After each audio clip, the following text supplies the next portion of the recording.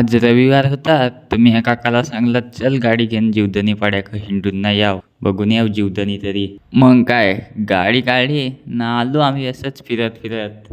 थोडे टायमानं आम्ही पोचलो जीवदनी पाड्यात. इथं यांना बघतो तर काय गाड्या पार्किंगला बऱ्याच लागेल होत्या, म्हणजे गर्दी हो जाम होती आज.